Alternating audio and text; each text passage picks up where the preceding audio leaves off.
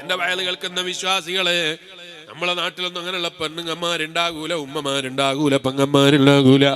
ചിലപ്പോൾ ഗീബത്ത് പറയൽ ഒരു ഹരം പിടിക്കുന്ന ചില ഉമ്മാരുണ്ട്. അയൽവാസിയുടെ ഗീബത്ത് പറയാണ് മക്കളോട്, സ്വന്തം അനുജത്തിയുടെ ഗീബത്ത് പറയാണ് മക്കളോട്, സ്വന്തം ചേട്ടത്തിയുടെ ഗീബത്ത് പറയാണ് മക്കളോട്. അതിനെന്താ ന്യായം എന്നറിയോ? അപ്പൊ ന്യായം ഞാൻ ഉള്ളതല്ലേ പറഞ്ഞത് മുസ്ലിയാരി.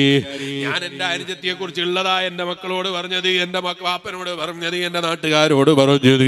ഇല്ലാത്തതല്ലല്ലോ. അവിടെ ആ ഹബീബ് നബി സല്ലല്ലാഹു അലൈഹി വസല്ലം തങ്ങളെ മറുപടി, ഉള്ളത് പറയുന്നതിനാ ഗീബത്ത് എന്ന് പറയുന്നത്, ഇല്ലാത്തത് പറയുന്നതിന്റെ പേര് ഗീബത്ത് എന്നല്ല, കളവ് എന്നാണ്. നബി മുഹമ്മദുർ റസൂലുള്ളാഹി സല്ലല്ലാഹു അലൈഹി വസല്ലം സഹാബത്തിനോട് പറയാണ്, ഉള്ളത് പറയുന്നതിന് പറയുന്ന പേരാണ് ഗീബത്ത്, ഇല്ലാത്തത് പറയുന്നതിന്റെ പേര് ഗീബത്ത് എന്നല്ല, കളവ് എന്നാണ്. ഒരാളെ കുറിച്ച് നമ്മൾ അവരിഷ്ടപ്പെടാത്തത് പറയരുത്. സ്വന്തം അനുജത്തിയെ കുറിച്ച്, ചേട്ടത്തിയെ കുറിച്ച്, ഭർത്താവിന്റെ വാപ്പനെ കുറിച്ച്, ഉമ്മനെ കുറിച്ച്, അതുപോലെ നമ്മളുമായി ബന്ധപ്പെട്ടവരെ കുറിച്ചും തീരെ പറയരുത്. അങ്ങനെ പറഞ്ഞാലോ മക്കളെ മനസ്സിൽ വളാമാനോടുള്ള മതിപ്പ് നഷ്ടപ്പെട്ടു പോകും, മുത്താപ്പനോടുള്ള മതിപ്പ് നഷ്ടപ്പെട്ടു പോകും, കുടുംബങ്ങളോടുള്ള മതിപ്പ് നഷ്ടപ്പെട്ടു പോകും.